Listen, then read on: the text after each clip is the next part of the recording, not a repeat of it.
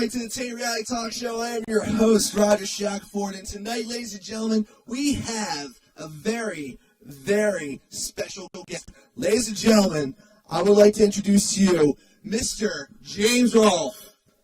And this is usually the part where there's a round of applause, but there's no round of applause here. I'm sorry. Real life round of applause, but it's just me. I'm sorry. How you doing, Mr. Rolfe? Thank you very much for coming by. Feel free to take up a microphone, and let's go ahead and adjust the camera here. But yeah, so thank you very much for coming by. Actually, there's an on button there. I thought the on button was on. I'm very sorry about that. but yeah, so thank you very much for coming by. Oh, cool. Yeah. So you're checking out the video collection. Oh yeah, I'm just looking at your Blu-rays. Yeah. Yeah. See anything you like over there? Or yeah, there's a lot of good. Gran Torino, that's good. Yeah, I love Gran Torino. Kind of depressing, but good. Yeah. It had a odd message, but a positive message to it. Yeah. Actually, got the Rocky collection there. Bit of a tradition for us. Of course, we got Sound BHE Katsucon coming up next week. I gotta watch the original Rocky before I go out there. It gets me hyped. Oh yeah. Yeah. So, thank you for braving the storm and coming out here, for this. Yeah. Yeah. Because it's a mess out there. It always is, Yeah. But, for those of you who don't know, up here in the Northeast, we have a major, major storm that's hitting us. Up in New York and Boston, it's even worse than it is here. But we got quite a bit of snow out there, some slushy roads. And, thank you very much for braving it to come out here for this. Yeah, as long as it doesn't escalate to the way it was, like, not last year, but the year before that. And also the year before that one. Yeah. Record-breaking blizzards in a row. My face is numb. So, we're bringing you on because you got a very serious project coming up. You got a movie. You are making a movie, sir. The Angry Video Game Nerd movie. Yeah. It's a bit daunting, huh? You're doing a full-length feature film. Yeah, I mean, length is one thing, but when it's also just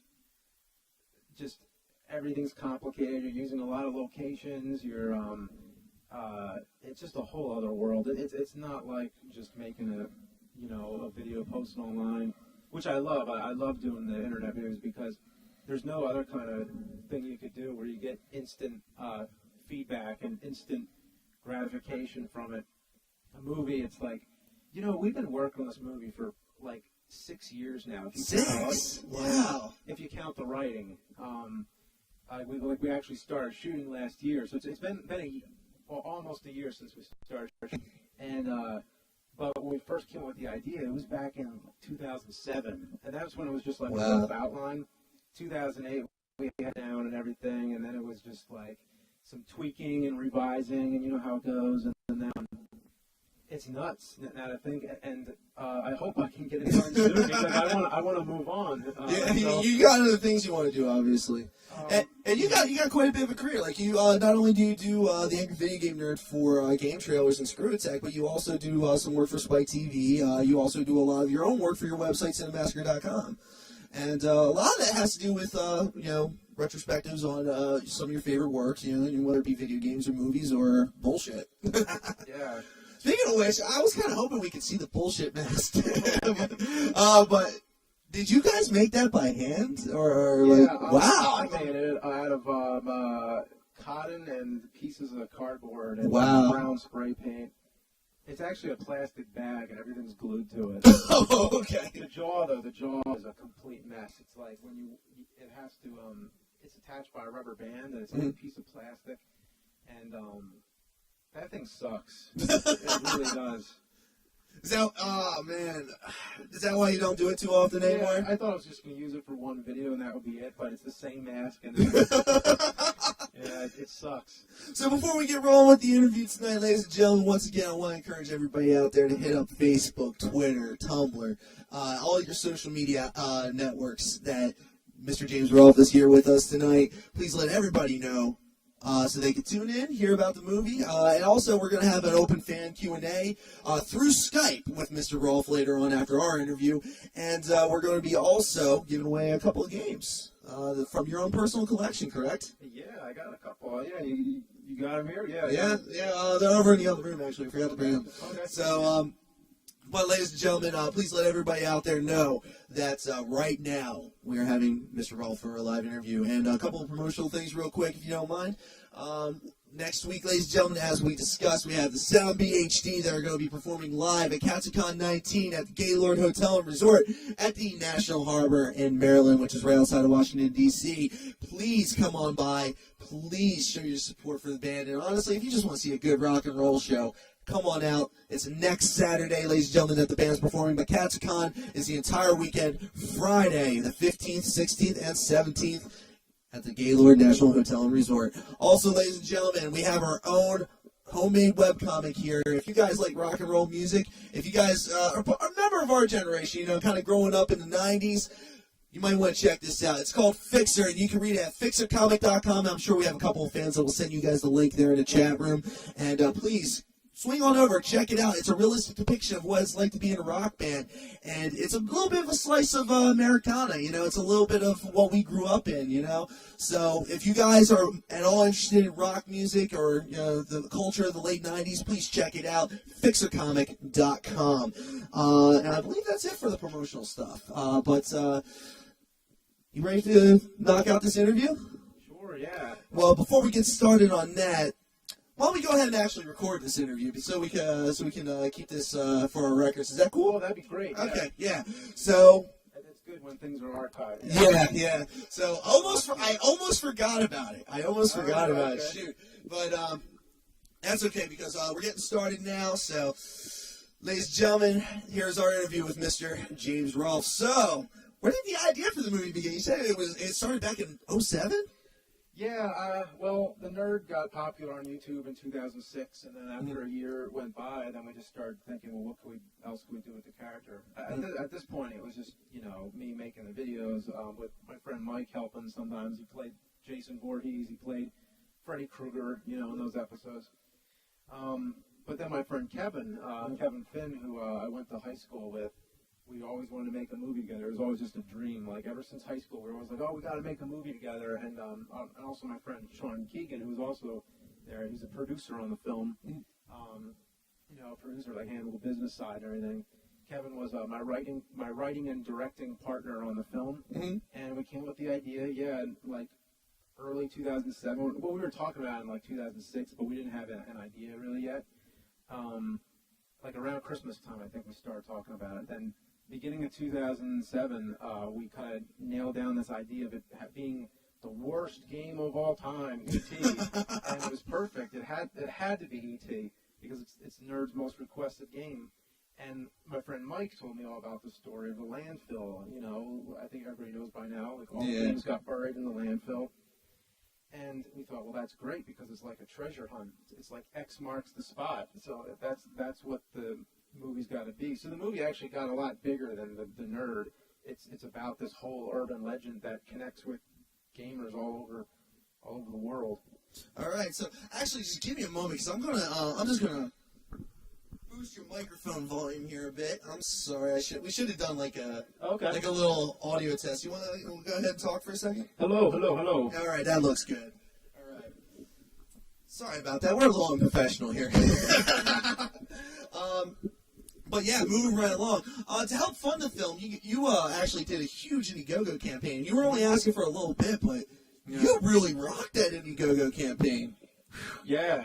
It's nothing short of amazing what the fans have done for that. It is just unbelievable. I mean, it must have been, because we actually are doing our own Indiegogo campaign right now for our comic book, and we're having a hard time, sending out all the little prizes for everybody that made donations. It must have been daunting for you. Oh, the prizes. Yeah. You don't even want to know how many times I've been to the post office in Hollywood Boulevard, and it's like anybody's been to the Fordi I morgen det mer å oppdage.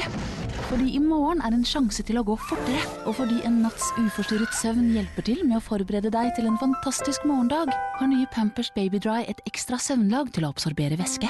Opp til 12 timer med tørrhet for å få mer ut av I morgen. Pampers, rolige netter, aktive dager.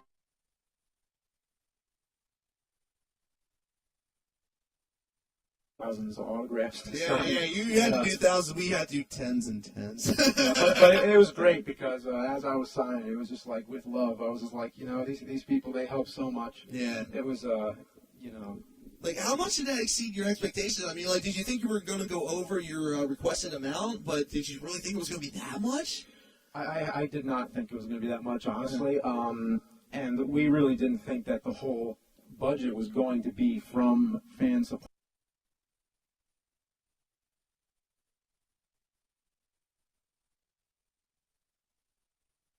For like years before that even happened, before we even launched the Indiegogo campaign. And every time we would, walk into a room and we'd visit somebody in LA and they'd be like, well, I never heard of the Angry Video Game Nerd. And it was just like, it wasn't going anywhere. We would have been trying to shop this thing around for another 10 years before something. And it also got complicated because then we would have to like sell the rights away to a major, like studio. And then for me to even play the nerd in the film, I'd have to join the Screen Actors Guild. And, which I would do if I was a real actor, but I'm not a real actor. I'm just a guy who wants to make movies. Yeah. So, and if I did that, then I don't know if that would affect the rest of Cinemassacre with me being in a guild and stuff. It would just be complicated. So I don't really know how that works, but so it was just like, well, if we sell us away to somebody, why don't they just cast somebody else as the nerd? Yeah, that would just be wrong. Yeah, and I'm like, well, I mean, not that I see myself as an actor, but I kind of have to be the nerd, Yeah. Although if they cast somebody else as the nerd, I would like it to be Samuel L. Jackson. I just want to see Samuel L. Jackson get mad at a video game. We all have that perfect mental picture of it. Say what again? So basically, as soon as when we first launched the Indiegogo campaign, we were like, okay, this is going to be a portion of the budget, right? Yeah. And it became the full thing. So, which in the grand scheme of things, according to Hollywood, they don't think that's a lot of money because in major motion pictures cost like $200 million, and just trying to film in places in like all the locations we look for, they were just charging us out the ass. Like it was just really? Like you think you get like a lower rate for a lower budget film, but no, I mean they're charging you like straight out studio rates. Well, yeah, because they're used to that. Like they're used to J.J. Abrams shooting there, and actually we walked onto the set of Django Unchained like right before Tarantino was going to film there the next day. Oh wow! And you know the part where they're in the like. I didn't see it yet. I didn't see it. Well, it's on the to-do list. It's on the to-do list. Well, I won't spoil anything, but like, one of the first scenes in the movie where Django's in like the salon, and we walked in there like in that same spot right before they filmed it. But we're like, oh yeah, well, this is a cool location. It wasn't the one we were looking for. We accidentally stumbled onto it, but we're like, oh, so how much is this? Like, can we get this? And they're like, oh well, Tarantino's filming here right now, and we're like, whoa. So, and then this other spot, which you see in the trailer, J.J. Abrams was filming Super 8 there. You see, like, there's, like, these hangars. It's supposed to be, like, Area 51 or whatever, so, yeah. Yeah, that's it. Did I answer your question? Yeah, you did more than answer my question. That was great. Yeah, I mean, like, it was story time there for a moment. Yeah. Oh, so basically, yeah, they exceeded my expectations, and I couldn't thank them enough, all the fans, for what they did. Oh, yeah. So, where did the idea for the story come from? Of course, we had the trailer on our site. Actually, this might be a good time to show the trailer because you gave us a copy of the trailer to show. Oh, sure, yeah. You got that? Cool. Yeah, we got the trailer. So, actually, ladies and gentlemen, for those of you who were watching at the pre-show, this is one of the reasons why I was QAing like 2 hours beforehand because we got a brand new feature here on the talk show. You don't have to just see just this camera anymore. We can stream stuff live from our desktop. So we are going to show you the trailer for the Angry Video Game Nerd movie. So let's go ahead and bring that up. And they can actually still hear us right now. So okay. Yeah, so we can keep on talking, but I think we're just going to let the it's in the downloads folder. I didn't put it on the desktop. So let's go over here. Okay. See, I got this folder's just way too packed with stuff. Oh, okay. I got Skyfall stuff in here. Let's see here. Do you remember what you named the file? I'm assuming it's going to start with AVGN. But Okay, so all the way back up. Okay, yeah. There we are. Okay. All right, let's drag it out here so we don't have to do that again.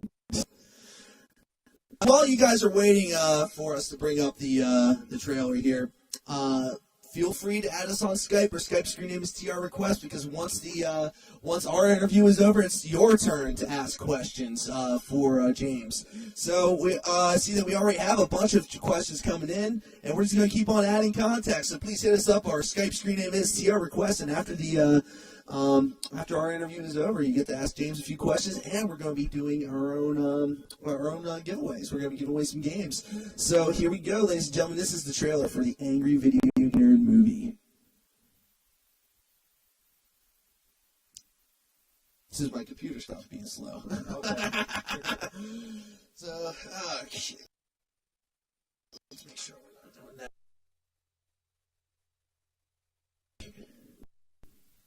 Alright, here we go. Dang it. I hate technology sometimes. Yeah, I know. There we go. Ah, look at that resolution. There we go. You should review E.T. No. They give the game to one person to design in 5 weeks. That's bullshit. That's exactly what you say in the video. I can't even be pissed off and have it mean anything anymore. It's the worst game, but it's the greatest game story ever told. I heard that Atari recalled all of the cartridges and buried them somewhere in the middle of the desert because the game was so bad.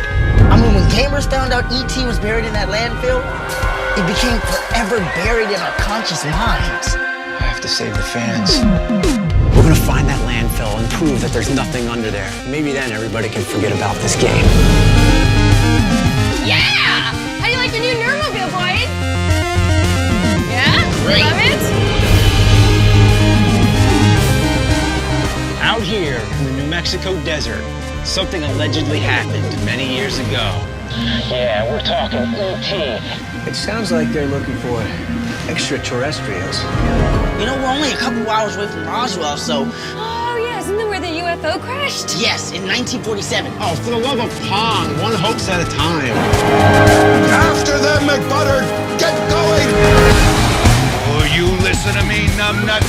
This'll put a second anus where your head used to be, goddammit.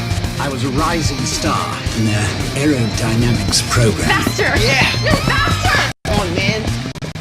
What the code? Nerds before birds.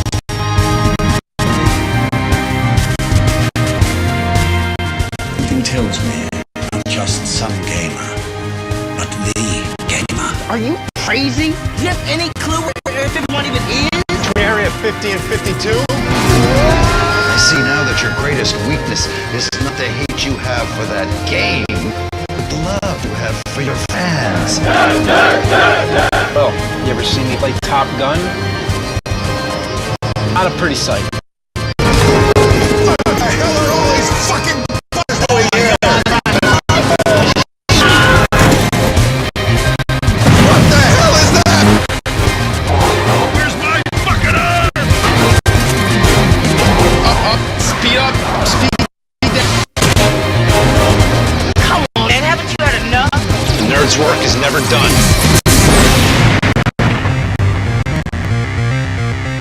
So what do you think about that, nerd?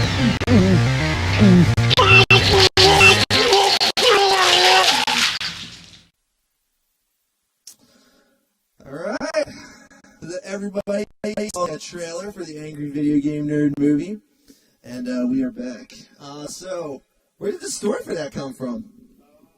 Well, yeah, I mean, I guess, like I said, it was about the Atari landfill, just hearing how it would make a great story to turn into a movie. I mean, it's one of the greatest video game stories of all time. Yeah. Yeah, I mean, there's Sword Quest as well, and there's some other ones, but E.T. is kind of like the big, It's the biggest monumental disaster, you know? yeah, like how it brought down the whole video game Yeah. industry and everything. It's responsible for a lot, and of course, the urban legend of it being dumped. They couldn't. They printed so many copies of it because the movie was so popular, but they couldn't sell it. People kept on returning it, thinking it was broken. Kind of was. So the urban legend is they dumped all the cartridges into a landfill somewhere out in what was it, Nevada? Yeah, no, Alamogordo, New Mexico. Oh, okay. Yeah, not too, well, sort of, but close enough, I guess. Yeah. So, where did the idea for it come from? I mean, you said before it was your most requested review, and of course we never saw a review for it. So, were you always like holding on to E.T.? Did that have to be the movie idea? Yeah, I was biting my tongue on that one for a long time. Yeah. Every time people would request E.T., I'm just like, just wait a little bit. I'm working on it. I'm doing it. Yeah, I wish it could be done. Like, I really wish everybody could just see it and it's done right now. But it's just such a long process trying to finish the film. So right now, there's not really much going on. I mean, to update, there's nothing interesting going on. We're just working on all the scenes. So yeah. Yeah, so it's still very much in progress. Yeah, it's still a lot of work to be done. Yeah, like it's a we have a 2-hour rough cut, and it's cool, but it's not. Fra hvordan den beveger seg til måten den børster rent på. Når du har prøvd Oral-B Tri-Zone frister ikke den gamle tannbørsten lenger. 3 rengjøringssoner og bevegelige børstestrå som når inn mellom tennene fjerner opp til 100% mer plakk enn en vanlig tannbørste. Børst tennene hjemme med et profesjonelt resultat. Oral-B Tri-Zone elektrisk tannbørste. Aykroyd did well before the film came out. As far as I know, I imagine you know better than me, but from what I understand, he wanted to try to test the audience to see if the humor would hold up if it wasn't just going to be a special effects movie. So he showed it to the audience without any special effects, no Slimer, no nothing like that. A lot of scene missings and stuff like that, just to see if the humor would hold up. And apparently everybody was still rolling on the ground. That's a great experiment, because that is a movie that, even though it is special effects heavy, the humor really works in Ghostbusters. That's what really makes the movie. You could have special effects with no good story or anything. Like, it's really all about the story and the characters. Yeah, and that's a whole other talk show right there, is that concept. So let's go ahead and move right along here. Where are we on this interview? We're at the beginning. We're already getting lost here. I think we're at number 4. No, we just did number 4. So no, we just did number 5 too. So now we're on number 6. Casting the film. What was your ideas going into it in terms of who was going to play what? That was a long process in itself. The casting, it was like nothing else I've ever gone through. But there were so many options. That was the thing, that there was just so many people to pick from. And we had casting calls all over the country. Pretty much, we had like one in Chicago, one in Philly, and one in LA. And we got this awesome casting director named Lindsay Shag, and she found us lots of actors to fill the parts, because at a certain point we needed to be really specific with the characters and say, look, we're looking for somebody who can play this kind of character, and and then we started doing auditions, and that was fun. That was really fun, just like going into a studio with like professional actors and just just working out scenes with them. Now, since you were working with professional actors, are any of them SAG? I mean, did you run into that problem, or? Oh no, a lot of them are SAG, yeah. But we had lots of people on the film. I mean, there's a whole crowd scene where we just called out for fans to come, and they came, and it was awesome, and like they had a lot of energy. And it was in the middle of the desert. I remember it was like during one of the worst days when it was just like really hot and it was miserable and things were going wrong. But then all the fans showed up and they were all just chanting "nerd, nerd, nerd" without me even asking them to. Like at first, like they just chanted "nerd, nerd, nerd," and it just lifted me up and it made me feel so much better about everything. And it gave me the energy. Yeah, that must have really felt good. I mean, were you at a tough point at the production schedule at that time, and then did that really just hit you at the right moment? Yeah, we were so behind schedule, and it just got it got harder and harder as it went on, and people got more tired and more delirious. And when the fans came in, it really livened us up. And still, even to this day, like editing the film, that's probably right now, maybe my favorite scene is just looking at all the people there and how it just looks like they're all having such a great time. And I'm thinking, you know what? What's going on in my head?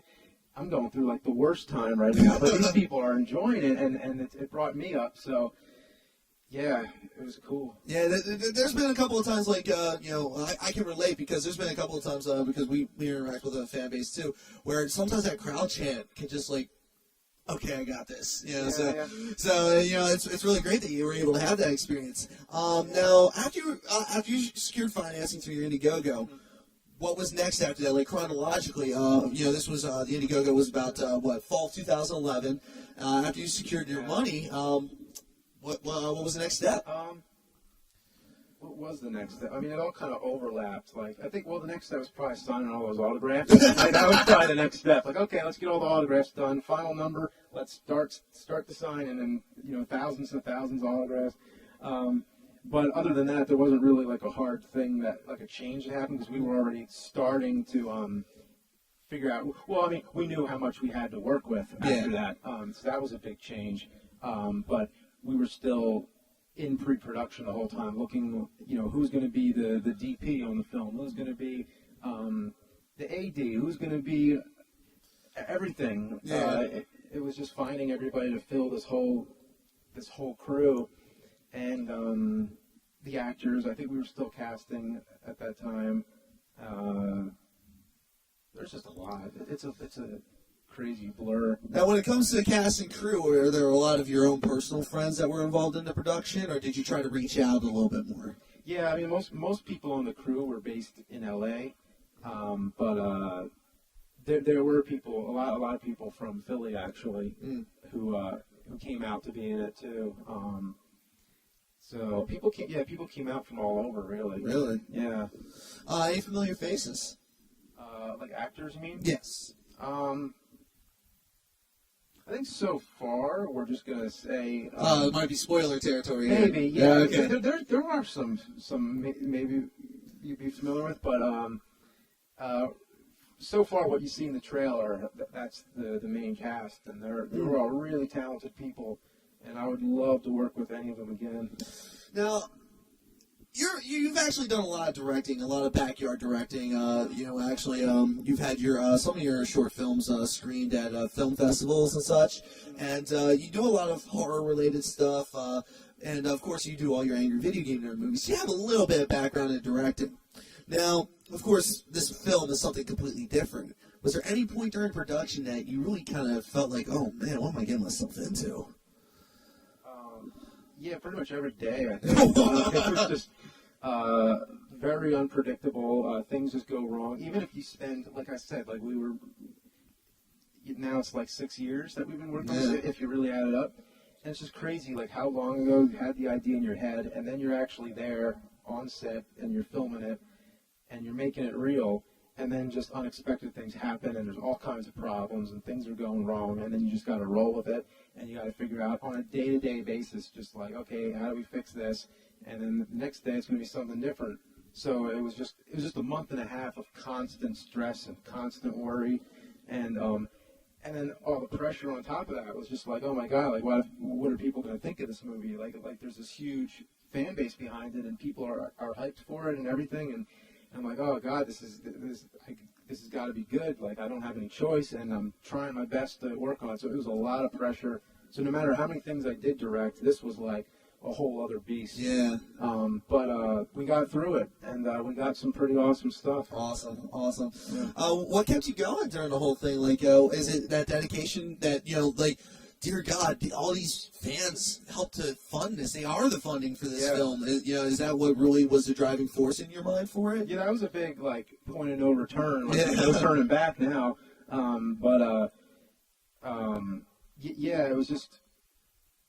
It was just harder than I ever imagined. And I mentally prepared myself for this is going to be the most difficult film shoot of my life.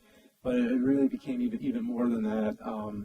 And what was harder even than just directing was acting in it too. So I had to always be focused on the acting and the directing, and it was just a lot on your mind for a long period of time. Now, as an actor, when you were having a really, really bad day and you just had to zone in and get yourself in a character, was there times where you just felt that you couldn't do it? Like, maybe this is too difficult for right now. Maybe I need a breather for a minute. Or were you able to really kind of get down and do the work? Most of it came out fine because I guess it helped that I wrote it, so you got the dialogue in your mind, and you've been through it so many times. So it wasn't too hard for me to remember the lines, but there was like a couple days toward the end where I was just delirious and out of it. And I remember the very last day. It was actually the scene where I'm tied up in the chair, you see in the trailer, and I was like in the chair, just like zoning out, like trying to remember my lines and everything. And I remember the other actor, Stephen Mendel, kind of like feeding me the lines and kind of coaching it to me. Like that was the line where I just hit the wall, where I just like couldn't do any more by that point. But luckily, believe it or not, I during the editing, I think that was my best acting in the whole movie because I look like so haggard. Like you get this close up on my face, and you can see how red my eyes are and everything. Like that looks real. Like, you were selling it then. Yeah, you didn't even mean it. So let's go ahead and move on to the next question. What was the most fun scene to shoot if it doesn't involve spoilers? That is. The most fun scene to shoot. I think everybody enjoyed the barcade, which you see in the trailer. It's a bar and an arcade. I mean, how could you go wrong there? So people had a lot of fun with that. So off the top of my head, that was a fun scene to shoot because that day actually went pretty well too. So what made it such a fun scene? Was it just the atmosphere, or? Yeah, that might have been it. Just something that you can't really touch, but just the atmosphere of being in that arcade and. Being surrounded by games because people were just playing the games as background for the extras, and it was just like we're having fun and everything. So that scene, it was one of the more lighter days. It wasn't quite as like we got all our shots and we were happy walking out, but a lot of days we didn't. There were a lot of days where we filmed and then we just had to wrap up, and it was like, okay, well, we didn't get everything. What do we do? So. What would you have to do if you couldn't get everything in that one day of schedule? It was just constant, just problem solving. Even before the whole shoot, we did everything we could to make it as light as possible. Like we didn't get over our heads. We, broke down all the shots and we're like, okay, can we simplify these shots? Instead of this being 2 shots, can this be 1 shot? That kind of thing. So we really did all our homework. But even with that, then when you're filming and it's like, okay, this is not moving as fast as we need it to, or something's wrong, then you go into like this panic mode where then you're like, okay, we need to get the shots because these people who own the place or wherever we are going to kick us out, and they're going to charge us like overtime fees, and all these things are going to happen, and it's like we need to get these shots. So then you just start like thinking of things at the last minute, like, okay, well, how about do it like this, or just break this whole thing into just one wide shot, just shoot it, get it done. And there were many days when we walked out and we didn't have anything left, and now a lot of those I'm like solving now. So there was a lot of pieces to pick up in the end. Now you talked about some of those difficulties. Like, did you have a delay at one point? Like, say for example, maybe an actor kept on accidentally flubbing up a line and just couldn't get it right, unexpected delays like that that really are nobody's fault, but just, kind of push things time-wise to the limit?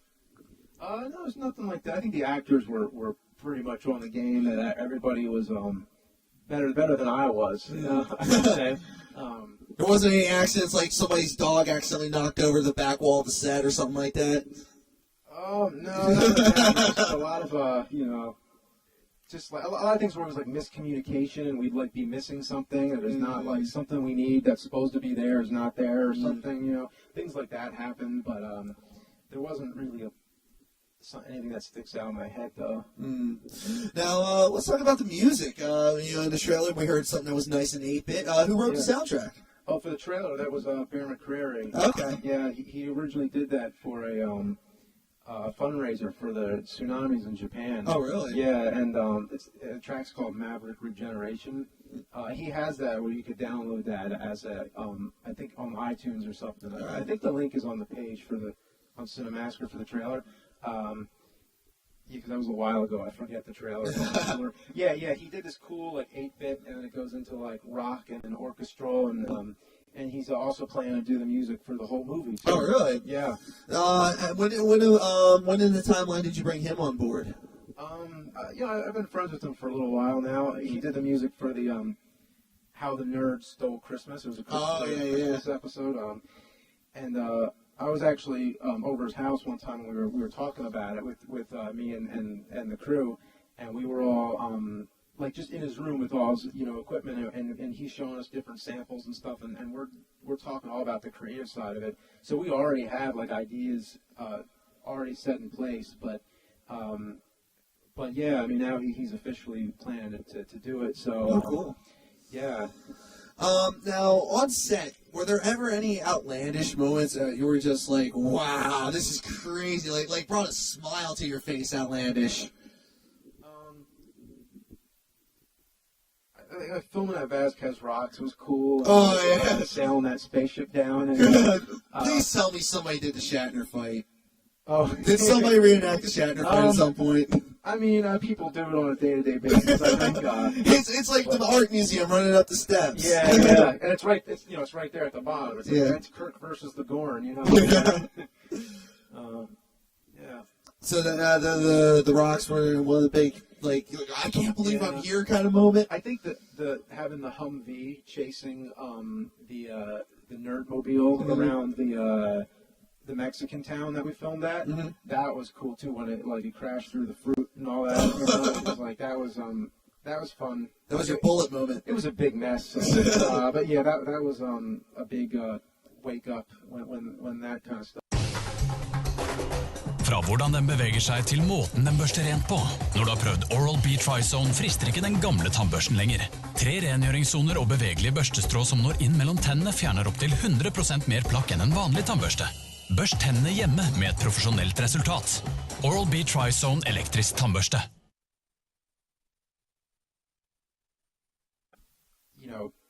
Cut out. That's too bad. Yeah, I know. You just couldn't work them into the scripts? It didn't really work. Yeah, it was kind of a different tone. Everything was. I mean, the movie has many tones, but this was a tone that just didn't fit. Where when something kind of slows down the story, and it's like, okay, well, this isn't working, and you got to get rid of it. So most of your principal photography was done out in California. You were out there for a couple of months. Was there ever any point where you got homesick? That's funny you ask that because I never thought anybody would ask me that, but it's true. It's completely true. That I mean, I had my wife out there with me and our cats, which we drove across country back and forth. That was crazy. But you drove. We drove, yeah, because the other option was we had to rent a car, and then we're like, well, the cost of renting the car is and that's personal. Like that's not movie budget. Yeah. That's our personal thing. So we decided, well, we're renting an apartment out here on top of the mortgage we're paying on our house, so why don't we just drive the car out, because then we'll have our own car, and we don't want to put the cats in a plane either. Yeah, you don't want to do that. Yeah, like members of the family. Yeah, exactly. Like, we got to have them with us and everything, and the cats were cool. They seemed to actually kind of enjoy the sights. The cats saw desert sunsets and everything across the country, but what did you ask? Oh, homesick. Yeah, homesick, yeah. Well, yeah, like I said, I had my family there with me, but then you don't realize how attached you can be to a place sometimes. And I guess it depends where you are in your life. Like when I was in college, I remember freshman year of college, I thought that was awesome, living away from home. I didn't get homesick. I was like, oh, this is cool. I'm living out in the city now, and I was in Philadelphia, and I was like, because I'm used to like the country, so I'm like, oh, this is awesome. But now it's like I love my home and I want to stay at my home. And well, one thing that's pretty easy to say: we had no internet and we had no central air. And when you're used to those kind of things, those basic amenities that we just take advantage of. Yeah, and it's like you don't even realize how much you need internet, especially when imagine trying to make a feature film with no internet. Oh. So. It's like we get internet like right here at the palm of our hands nowadays. We take it for granted. And we tried everything, but in Hollywood, this apartment in Hollywood was like a lead bunker. You just could not get internet inside that place. I don't know why. I think because Hollywood's so busy that they have so many people. It's just like, like technically we were supposed to have internet, and we had people try and fix it a bunch of times. But well, anyway, that's a whole other story. But basically, those are simple inconveniences, but there was a genuine homesick that went on. Like, I started dreaming about my house, and actually, I think I almost I just teared up at times where I just I miss my home. What did I get myself into? I'm in this whirlwind of craziness, and you know, and my wife wants to go home, and when we did, when the shoot was over, even though we were missing a lot of footage, when we went home that day, that was one of the happiest days to see our home again. It was surreal. It's just like home sweet home, right? Yeah, it was like, oh my God, this is my house, and I'm going in. I get to sleep in my own bed again. Yeah, exactly. And almost you forget what the house looks like a little bit. Like, I kind of forgot the space, even though I wasn't gone that long. It was a few months, but you start to imagine it in your head differently, and then it just seems like the space is all different. Wow, it's weird. It was a really surreal feeling. Did you do anything special when you first got back? Or did you just relax? Yeah, we just lay down on the couch, turn on the TV, and like, this is it, you know. Any takeout dinner or anything like that? Oh, yeah, we just got to take out and exactly, you know, you nailed it. Because I know, like, personally, me, one of the reasons why I ask this question is because when I go on tour, sometimes, you know, we're only on tour for, like, you do that? Yeah, it's only about, like, a month or so. And, you know, one of the longest tours that we did was actually only 2 weeks long, but we crossed the country twice. And I remember the first thing after every tour, it's like, I gotta have a cheesesteak. I gotta have a real cheesesteak. I just need a cheesesteak. But I mean, that's like one of those things that just kind of brings me back home. So like, do you have anything like that, like a meal that just brings you back, or like something that you do, like some kind of tradition? It's just like welcome home. Yeah, I don't know. Probably I can't think of what it is, but probably something, you know. But yeah, I think about that all the time with bands, like, because that's what they do. They tour. Like your favorite band, Metallica, that's their job. They just tour all around the world, like constantly, sometimes for years straight. Yeah, every night at 9 o'clock, Metallica is playing somewhere, and there's lots and lots of bands that do that. And I think about that all the time. Like, that must be, you know, they must be used to it more, but it's quite a commitment. Wherever I may roam. Yeah, that's right. All right, so let's move along with the interview here. But ladies and gentlemen, once again, I want to remind all of you out there to please hit up your social media networks. Hit up Tumblr, Twitter, Facebook. Let people know what we're doing here right now. We got, of course, James Rolfe answering these questions about the Angry Video Game Nerd movie. It's going to start actually getting a little bit personal here because we're going to start tugging on your heartstrings a little bit. You don't mind, do you? Oh, we haven't yet? Okay. No, it's going to start getting a little sad here, actually.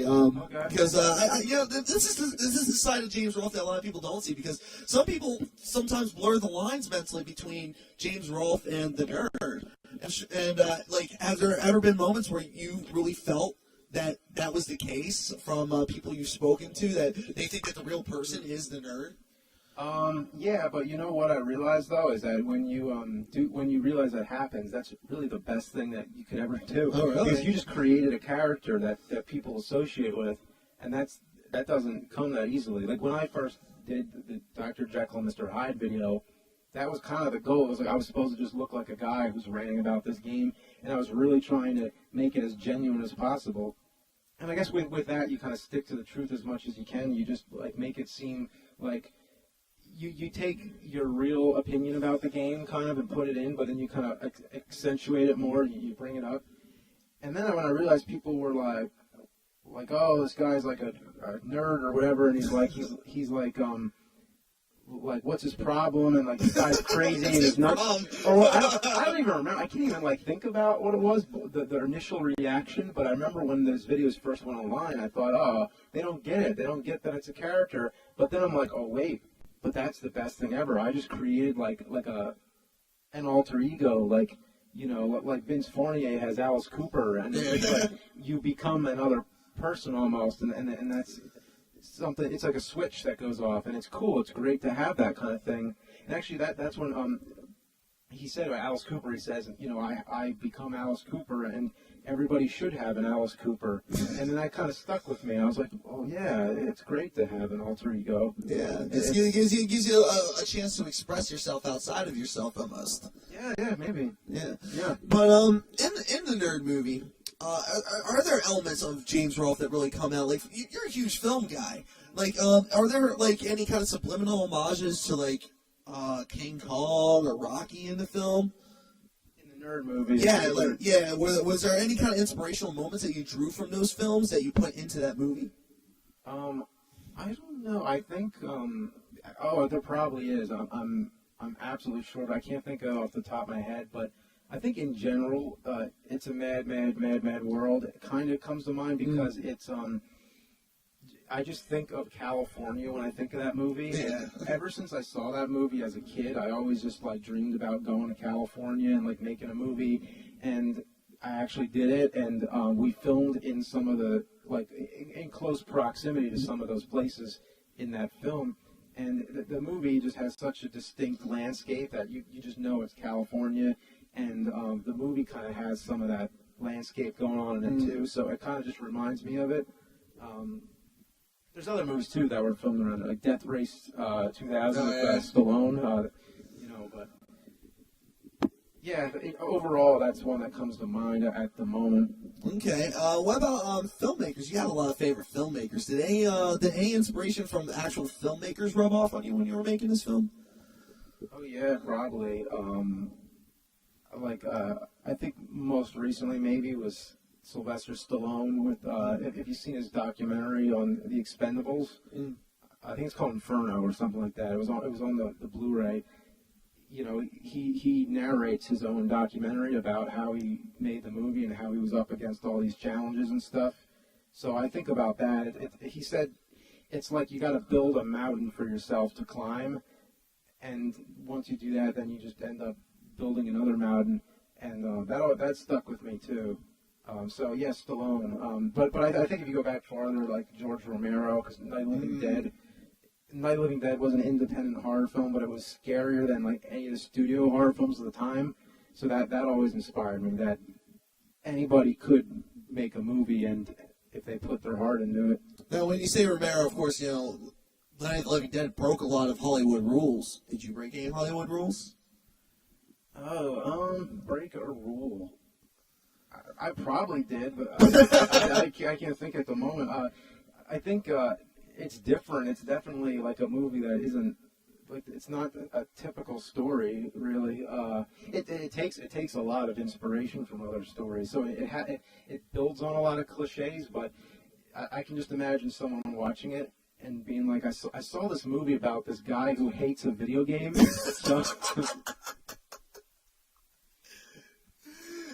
He made a whole movie about it. So, where are we here? Of course, all the other questions are written out. But let's see. We just asked 16. So, just about what of course, is the fans. Mm-hmm. Is this a big thank you to the fans? This whole film. I mean, obviously when you first started making these videos, I don't think you were expecting the reaction that you got from mine. In my mind, I don't think that if I was making a video like that, I would be in your shoes right now, being able to fulfill my childhood dreams of making a film out in California and such. Is this film a big thank you to your fan base?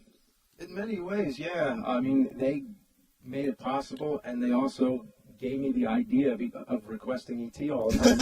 So really, the fans created the nerd into what it is, really. I made the series, I started, but they're the ones who put their enthusiasm into it and helped it continue. I wouldn't have made 100 episodes if it wasn't for the fans.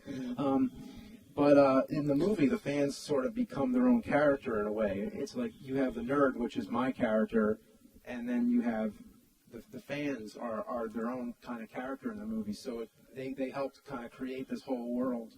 So, yeah, they're very involved with the film. Now, have you ever felt held back by the nerd character? Have you ever felt that the nerd was, because you're a big film guy, and obviously you have a lot of passion for horror film, classic film, and sometimes, maybe your mind wanders and you want to do something more in that direction, but there's so much demand for this character in your life for you to continue to portray this character. Did you ever felt hindered by that character? Well, I mean, yeah, the main goal is to make movies, but also at the same time, movies take so much longer than an internet video. Mm-hmm. And with an internet video, you get that instant satisfaction. You get to make it, put it out on the internet, and then people watch it, and you get instant feedback. So really, I need both. Like, I just want to entertain people, but the movie was what I found. That was my trick to work it all into one thing. It's a movie, and it's about the nerd. So why not put them both together? So that's it. It's a great way to mix it all together. Yeah, it satisfies both. Yeah. Yeah. How about dealing with the fame? I mean, has that been difficult for you? I mean, I guess you can't walk into a GameStop anymore just to pick up a game or something like that. Have you been dealing with this well? I mean, like, do you feel okay about it, or are there just times where you're just like, I just want to be left alone? No, it doesn't really. I get recognized in public a lot, but that's cool. That's cool with me. It never really gets to the point where it's overwhelming. I mean, yeah, you got to take a little more measures. You got to be careful because you never know.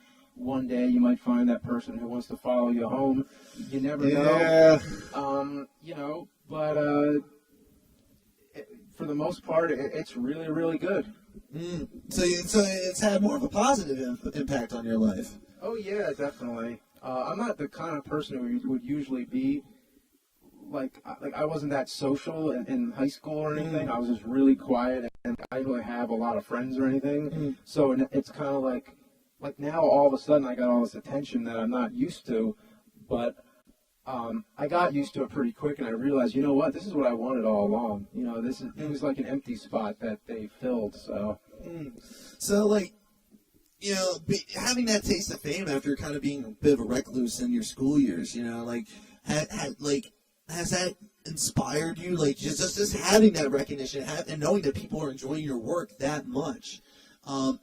Is that fuel for the fire? Does that make you want to do more? Or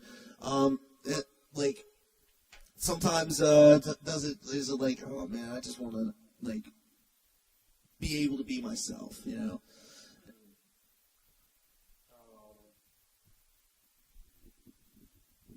Yeah, I mean, I definitely need quiet time to myself. Fordi i morgen det mer å oppdage.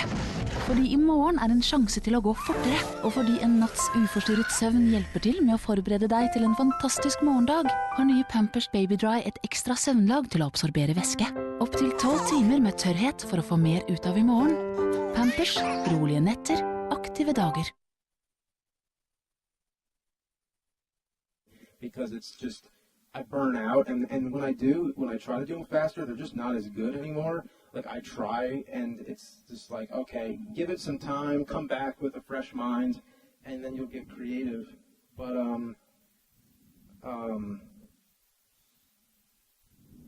what was the question again? The question was, like, does after being a recluse in high school, does this sudden rush of fame for you helping you come out of your shell a bit? Does it fuel the fire all the time, or still those moments where you're just like, just give me a minute? Yeah, it does, but you do still need that minute every now and then. Yeah. Like right now, I'm kind of like in hibernation a little bit. I've been doing some videos, but I'm just trying to finish the movie. Yeah. And I got a baby on the way, so I'm trying to get the movie done before that. And I don't. It's not going to get done before that, but I'm trying to get done all the really heavy lifting before that. So it's just more. More time I need for myself. Yeah. And this is the first time you're going to be a father, right? Yeah, that's right. Yeah. What's been going through your mind with that? Like, are you like? I can only imagine what it's like to be in your shoes, but with all you got going on in your career, are you like, wow, I'm about to be a father? Like, do you have that moment? Yeah, definitely. I mean, how do you think it's going to affect your career afterwards? I don't know, but I'm really looking forward to her taking me back to the past, because it's going to be like kind of seeing the world through a child again. Yeah. She's going to have her own set of favorites that she might get nostalgic for later on in life. Yeah, like, I don't know. Like, whatever it is, you know, but she's going to get the best treatment possible. And my wife is super responsible. She has not had one single drink of alcohol or even one cup of coffee. She's very, very strict about her diet. So already taken every measure to make the kid as healthy as possible. So there's going to be we're going to put a lot of work into making it the best possible for this kid. That's really beautiful, man. Have you ever hit a point in your career, like while you were doing the nerd, you said sometimes you got burned out. Was there ever a moment where you're just like, I can't do this anymore, I'm done? Yeah, but you know what? I would never say that because I know that I'll get back into it, It's just like in my own thing. It's like, okay, well, let me just take a break and get back to it. So, yeah, because it's hard. If you watch the Barbie episode, the making of AVGN, it just shows all the work it is, and that's cool when you do it a bunch of times. But when you're constantly doing that, and you're always doing it, then you start to go crazy a little. But what brings you said you keep on coming back to it. What brings you back to it all the time? Is it a natural calling, or is there something else that brings you back? Sometimes you just gotta play a video game. It's just play some games. I gotta give you a high five for that one, man. That. I don't think there's any better reason. Sometimes you just have to play a video game. Yeah. Is there a go-to game for you, like that you just keep on coming back to? You're just like, this is my game. This is the one I gotta play when I'm in a bad mood. Lately, F-Zero sometimes I'll play. But a lot of times I always try to play games that I haven't played before, so that I could try to experience more games. And then I come across that shit nugget that I'm like, okay, this is going to be a good nerd episode, and that's what gets me creative again. Now, in terms of the fan base, of course they've been really great to you, but sometimes, like you said, you gotta take some precautionary measures. Every once in a while, there might be that fan that wants to follow you home. Have you ever had a scary moment with a fan? Has there ever been a moment where a fan might have gone too far? Nothing worth bringing up, but most of them are really, really good. Yeah, they're mostly really good. There's rare exceptions, but it doesn't happen that often now. But on the flip side, did you have a moment with a fan that you felt was really that really just sticks with you? It's just like right there in your heart. That one moment that you had with a fan, they were just like, wow, that's really touching. All the time, yeah, all of them really. It's just all of them.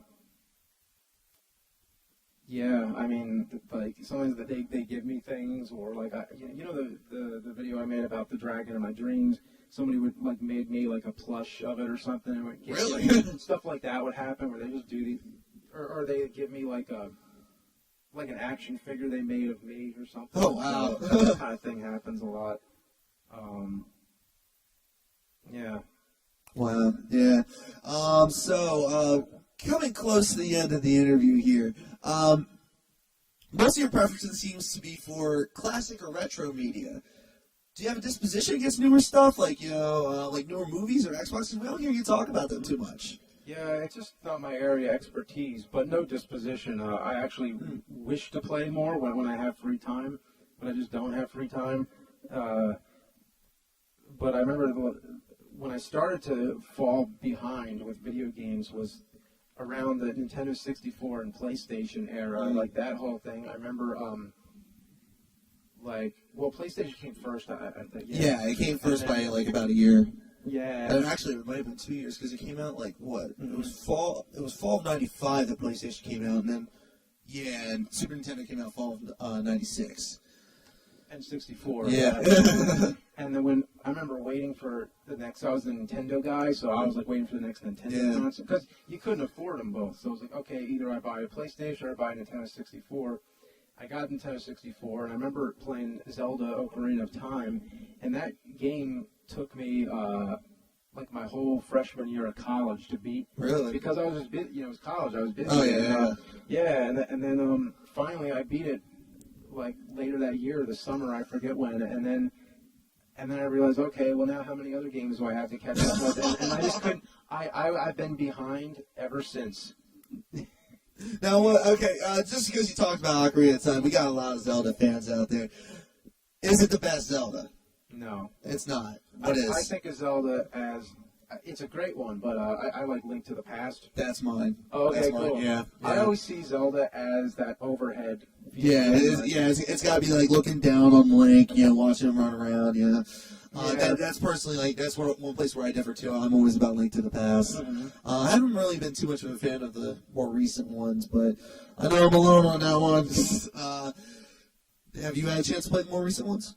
I beat Twilight Princess. That one took me like 2 years. I got like every week I'd get like 20 minutes maybe to put into it, or maybe an hour if I'm lucky. I'd be like, all right, well I gotta get to the next save real quick, and then I started Skyward Sword, and I must have played that for like a half hour, so I gotta get back to it. All I remember is Link takes a shit.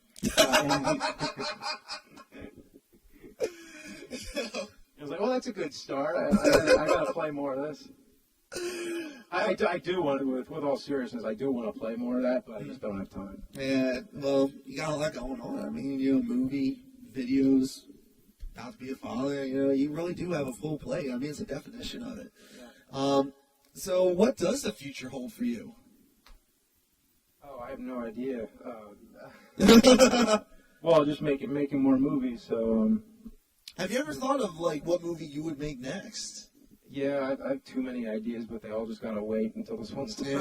One at a time. Yeah, I know, but I think it's probably maybe going to be something horror related, because I gotta do a horror film. A lot of the horror films I used to aspire to do were kind of avant-garde. They were just these really weird kind of dreamscape horror films. So like Eraserhead-ish? Yeah, actually, a little bit like that. I kind of just take little bits of all kinds of things that I like a little bit of that, a little bit of Night Living Dead, just throw it all together into one big,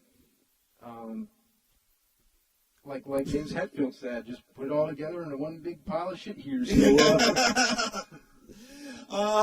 no chance at a Mr. Bucket movie? A feature Mr. Bucket? No, I don't think so.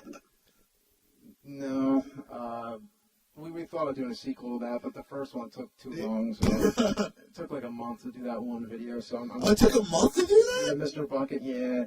It never ended, because every time I thought I was done, I'm like, okay, well now I got some sound to do, and then it's like, oh crap, I can't use this sound. I gotta record the bucket again or something.